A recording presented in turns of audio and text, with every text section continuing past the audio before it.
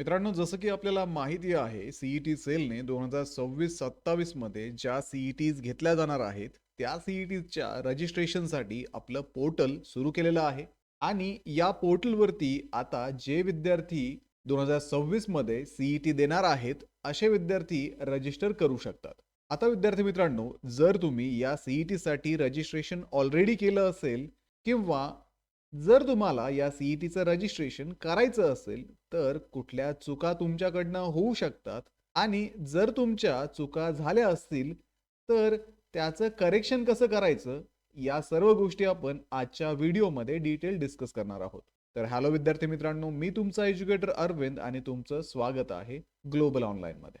मित्रांनो, Maharashtra law CET 2026 साठी असणारी लाईव्ह बॅच ग्लोबल ऑनलाईनमध्ये 1 जानेवारीपासून सुरू झालेली आहे. या बॅचमध्ये तुम्हाला डेली लाईव्ह क्लासेस दिले जातात.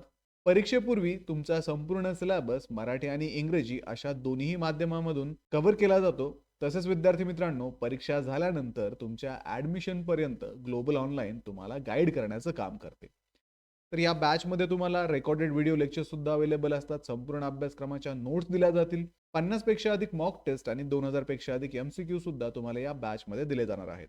तर बॅचला जॉईन करण्यासाठी तुम्ही स्क्रीनवरती दिलेल्या नंबरवरती व्हॉट्सअप करू शकता किंवा प्ले स्टोअरवरती जाऊन तिथेही ग्लोबल ऑनलाईन ॲपमध्ये तुम्ही हा कोर्स जॉईन करू शकता. तर लवकरात लवकर बॅचला जॉईन करा आणि महाराष्ट्रातल्या टॉपच्या कॉलेजेसमध्ये ॲडमिशन घेण्याची तयारी अगदी आत्तापासूनच सुरू करा. तर विद्यार्थी मित्रांनो, जसं की आपल्याला माहिती आहे, 3 इयर सी-ई-टी आणि 5 इयर सी-ई-टी या दोन एक्झाम लॉ सी-ई-टीमध्ये आहेत आणि 12वी किंवा इक्विव्हॅलंट जे विद्यार्थी आहेत ते 5 इयर सी-ई-टी देऊ शकतात आणि ग्रॅज्युएशन झालेले विद्यार्थी हे 3 इयर सी-ई-टी देऊ शकतात. आता विद्यार्थी मित्रांनो, जर तुम्ही आत्ता 12वी मध्ये असाल तरीही तुम्ही या सी-ई-टीसाठी रजिस्टर करू शकता किंवा तुम्ही जर ग्रॅज्युएशनच्या फायनल इयरमध्ये असाल तरी सुद्धा तुम्हाला या सी-ई-टीला रजिस्टर करता येईल. पुढे विद्यार्थी मित्रांनो, ही जी परीक्षा आहे ती ऑनलाईन पद्धतीची असते. 120 मार्कांची ही परीक्षा असून तुम्हाला 120 मिनिटांचा वेळ इथे दिला जातो. तसंच विद्यार्थी मित्रांनो, मराठी आणि इंग्रजी अशा दोन्ही माध्यमामधून ही एक्झाम देऊ शकता आणि या परीक्षेमध्ये कुठल्याही प्रकारची निगेटिव्ह मार्किंग सिस्टीम नाहीये. पुढे विद्यार्थी मित्रांनो, या परीक्षेमध्ये legal aptitude, general knowledge, logical reasoning, English language आणि बेसिक मॅथमॅटिक्स या विषयांसारखे विषय तुम्हाला अभ्यासायला असतात आणि ग्लोबल ऑनलाईनच्या लाईव्ह बॅचमध्ये या सर्व विषयांवरती तुमची तयारी करून घेतली जाते आणि परीक्षेमध्ये तुम्हाला 90+ कसे मिळतील याच्यासाठी तुम्हाला गाईड करण्याचं काम केलं जातं. पुढे विद्यार्थी मित्रांनो, जसं की आपल्याला माहिती आहे, सी-ई-टीचे रजिस्ट्रेशन सुरू झालेले आहेत. ॲप्लिकेशन फॉर्म सुरू व्हायला अजून थोडे दिवस वेळ आहे. पण ज्या विद्यार्थ्यांना यावर्षी सी-ई-टी द्यायची आहेत, असे विद्यार्थी ॲटलिस्ट त्यांचं रजिस्ट्रेशन सी-ई-टी सेलच्या वेबसाईटवरती करून ठेवू शकतात. आता विद्यार्थी मित्रांनो, हे जे रजिस्ट्रेशन आहे ते आत्ताच करणं गरजेचं नाहीये. जर तुम्हाला करायचं असेल तर तुम्ही करू शकता किंवा ज्यावेळेस तुमचे फॉर्म सुरू होतील त्यावेळेस फॉर्मच्या अगोदर तुम्हाला हे रजिस्ट्रेशन करता येईल. पण विद्यार्थी मित्रांनो, जर तुम्ही हे रजिस्ट्रेशन त्यावेळेस करत असाल आणि घाईघाईमध्ये तुमच्याकडनं काही चुका होत असतील, तर त्यापेक्षा तुम्ही हे रजिस्ट्रेशन थोडं फॉर्म भरण्याच्या अगोदर जर केलं तर तुमच्या लक्षात येऊन जाईल की तुम्ही कुठे चुकतायत का. पुढे या फॉर्ममध्ये पुढे फॉर्म भरण्यासाठी हाच जो रजिस्ट्रेशनचा डेटा आहे तो ऑटो पॉप्युलेट करून तुमचा फॉर्म सबमिट करता येतो. त्यामुळे विद्यार्थी मित्रांनो, आता या रजिस्ट्रेशनमध्ये कुठल्या चुका तुमच्याकडनं झाल्या आहेत किंवा कुठल्या संभाव्य चुका तुम्ही टाळू शकता, हे आपण आता यापुढे पाहूयात. आणि विद्यार्थी मित्रांनो, हे जे रजिस्ट्रेशन आहे ते अगदी आजच करणं कंपल्सरी नाहीये. तुम्ही ॲप्लिकेशन फॉर्म भरण्यापूर्वी सुद्धा हे रजिस्ट्रेशन करू शकता. पण विद्यार्थी मित्रांनो, थोडं अगोदर तुम्ही जर रजिस्ट्रेशन केलं तर तुम्हाला लक्षात येईल की कुठल्या गोष्टी तुमच्याकडे नाहीयेत आणि कुठल्या संभाव्य चुका होण्याची शक्यता या रजिस्ट्रेशनमध्ये असते आणि त्या टाळायच्या कशा ते आता आपण पाहणार आहोत. आता विद्यार्थी मित्रांनो, ज्यावेळेस तुम्ही सी-ई-टीच्या पोर्टलवरती याल त्यावेळेस तुम्हाला इथे सी-ई-टी एक्झामिनेशन पोर्टल AY 2026-27 हा ऑप्शन दिसेल. त्यावरती क्लिक केल्यानंतर तुम्हाला साइन इन साठी विचारलं जाईल. आता विद्यार्थी मित्रांनो, तुम्ही ऑलरेडी रजिस्ट्रेशन केलं असेल तर तुम्ही इथे साइन इन करू शकता किंवा तुम्ही जर रजिस्ट्रेशन केलं नसेल तर तुम्ही न्यू युजर रजिस्टर करू शकता. आणि हे रजिस्ट्रेशन पुढे कसं करायचं याचा डिटेल व्हिडिओ ऑलरेडी चॅनलवरती आहे. तर तो व्हिडिओ तुम्ही रेफर करून त्या पद्धतीने तुमचं रजिस्ट्रेशन करू शकता. आता ज्यावेळेस तुम्ही इथे साइन इन कराल त्यावेळेस तुमच्या साइन इन मध्ये तुम्हाला हे पेज ओपन होईल. इथे विद्यार्थी मित्रांनो, सी-ई-टी रजिस्ट्रेशन एक ऑप्शन दिलेलं आहे, प्रोफाईल एक ऑप्शन दिलेलं आहे आता विद्यार्थी मित्रांनो, रजिस्ट्रेशन केल्यानंतर तुम्हाला लक्षात आलं असेल की तुमच्याकडनं रजिस्ट्रेशनमध्ये काही चुका झालेल्या आहेत. तर या चुका कशा अपडेट करायच्या ते आपण पाहूयात. आता विद्यार्थी मित्रांनो, ज्यावेळेस आपण लॉग इनमध्ये जाऊन आपल्या प्रोफाईलवरती क्लिक करतो, इथे एडिट प्रोफाईलचं तुम्हाला ऑप्शन दिलेलं आहे. तर इथे आल्यानंतर तुम्हाला तुमचे पर्सनल डिटेल दिसत आहेत. Name as per Aadhaar, date of birth as per Aadhaar which is auto fetched, Aadhaar ID, APAAR ID आणि कॅन्डिडेटचं नाव. हे तुम्ही मॅन्युअली फिल केलेलं कॅन्डिडेटचं नाव असणार आहे. वरती तुम्ही ॲज पर आधार तुमचं नाव फिल केलं असेल आणि मोबाईल नंबर पण इथे आपण सुरुवातीला रजिस्ट्रेशनसाठी वापरलेला आहे. तर सगळ्यात महत्त्वाची गोष्ट म्हणजे विद्यार्थी मित्रांनो, जो ईमेल आयडी, जो मोबाईल नंबर, तोच मोबाईल नंबर आणि तोच ईमेल आयडी तुम्हाला अगदी ॲडमिशन पर्यंत वापरायचा आहे. आता विद्यार्थी मित्रांनो, जर तुम्ही चुकीचं नाव टाकलं असेल तर इथे नेम ऑफ कॅन्डिडेट जे आहे, इथे तुम्ही जाऊन एडिट करू शकता. पुढे विद्यार्थी मित्रांनो, तुमचा अपार आयडी जर ऑटो फेच झाला नसेल तर तो अपार आयडी तुम्ही मॅन्युअली इथे एंटर करू शकता. मोबाईलवरती हे मॅन्युअली एंटर होत नाही. तुम्हाला पीसी किंवा लॅपटॉपमध्ये जाऊन इथे मॅन्युअली तुमचा अपार आयडी एंटर करावा लागेल. त्यानंतर विद्यार्थी मित्रांनो, तुमची आधार कार्डची डेट ऑफ बर्थ इथे आलेली आहे. आता बऱ्याचशा विद्यार्थ्यांची आधार कार्डची डेट ऑफ बर्थ चुकीची आहे. एकतर विद्यार्थी मित्रांनो, तुम्ही तुमचं आधार अपडेट करून घ्या, कारण सीईटीचे फॉर्म सुरू व्हायला वेळ आहे. तोपर्यंत तुमचं आधार कार्ड अपडेट झाल्यानंतर त्यावेळेस तुम्ही रजिस्ट्रेशन सुरू करू शकता. त्यावेळेस जरी तुम्ही रजिस्ट्रेशन केलं तरी काही अडचण नाहीये. आता विद्यार्थी मित्रांनो, इथे आता कॅन्डिडेट्स नेम दिलंय, हे तुम्हाला ॲज पर SSC आणि HSCच्या मार्कशीटनुसार टाकायचं आहे. तर त्यावरती तुम्ही तुमचे डिटेल्स पाहून घ्या आणि तसंच अगदी इथे नाव तुम्ही अपडेट करा.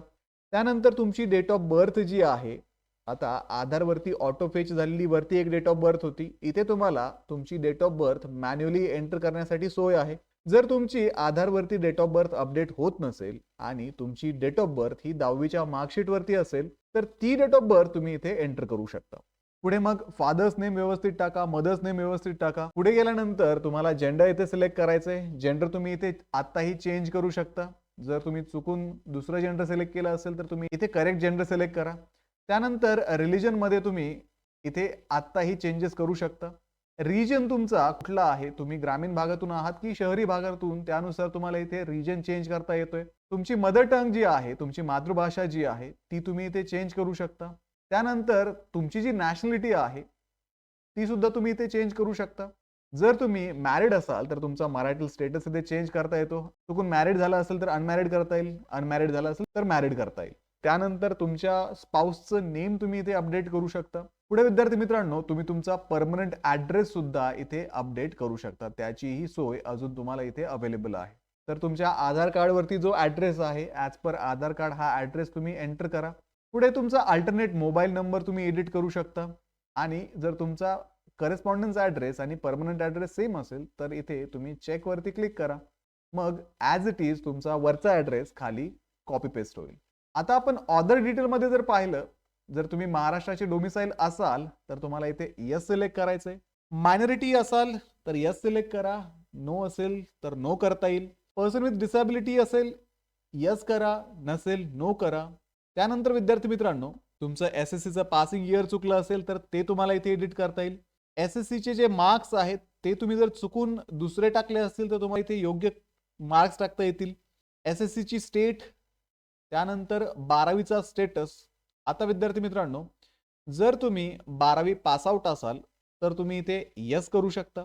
आता तुम्ही जर 12वी मध्ये असाल तर तुम्ही इथे नो करू शकता. ज्यावेळेस तुम्ही यस कराल त्यावेळेस तुम्हाला काहीही विचारलं जाणार नाही, पण जसं तुम्ही नो कराल तसे तुम्हाला तुमच्या 12वीचे डिटेल्स इथे टाकायला विचारतात. तर त्यानुसार तुम्ही तुमचे 12वीचे डिटेल्स इथे आता अपडेट पण करू शकता, एडिट पण करू शकता. ते रिलेव्हंट डिटेल्स इथे टाका. पुढे मग तुम्हाला मार्क्स इथे टाकायचे सांगितलेले आहेत. जर तुमचे मार्क्स पर्सेंटेजमध्ये असतील तर टोटल मार्क्स, मार्क्स ऑप्टेन टाका. जर तुमचे CGPA मध्ये असतील तर इथे 10 टाका आणि तुमचा जो CGPA असेल तो इथे मार्क्स ऑप्टेन मध्ये टाका. पुढे मग तुम्ही त्याचं पर्सेंटेज सुद्धा इथे लिहू शकता. तर अशा पद्धतीने तुम्ही जर याच्यामध्ये काही चुका केल्या असतील तर त्या आता तुम्ही अपडेट पण करू शकता. कारण विद्यार्थी मित्रांनो, ज्यावेळेस तुम्हाला फॉर्म फिल करायचा असतो त्यावेळेस हीच माहिती फॉर्म मध्ये पुढे ऑटो पॉप्युलेट होते आणि फॉर्म मध्ये तुम्हाला कुठल्याही प्रकारचे एडिट्स करता येत नाही. त्यामुळे तुमच्या इन्फॉर्मेशनमध्ये, तुमच्या प्रोफाईलमध्ये जाऊन अगोदर तुम्ही सगळी माहिती व्यवस्थित भरली आहे का ते चेक करा. जर कुठे चेंजेस करायचे असतील आणि ते चेंजेस अलाऊ असतील, तर तुम्ही ते करू शकता. शेवटी मग तुम्ही सेव्ह चेंजेसवरती क्लिक करा आणि डेटा अपडेटेड सक्सेसफुली असं तुम्हाला वरती एक नोटिफिकेशन येईल. तर अशा पद्धतीने आपण आपले CETचे जे रजिस्ट्रेशनचे डिटेल आहेत, ते आता अपडेट केलेले आहेत. ज्या चुका होत्या त्याचं करेक्शन केलंय.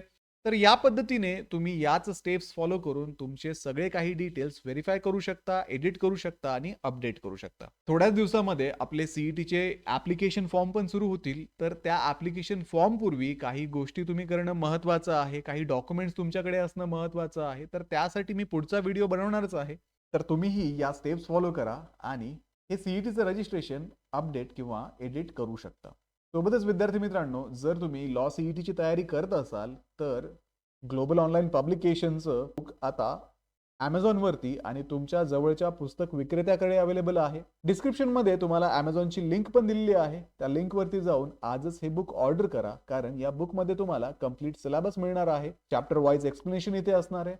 प्रॅक्टिस क्वेश्चन तुम्हाला दिलेले आहेत. प्रिव्हियस इयरचे ॲक्चुअल PYQ आणि टिप्स आणि ट्रिक्स सुद्धा तुम्हाला या बुकमध्ये अवेलेबल असणार आहे. तर आजच बुक ऑर्डर करा आणि CETचं प्रिपरेशन सुरू करा. तर भेटूया पुढच्या व्हिडिओमध्ये. तोपर्यंत एक्झामचं प्रिपरेशन सुरूच ठेवा. Thank you.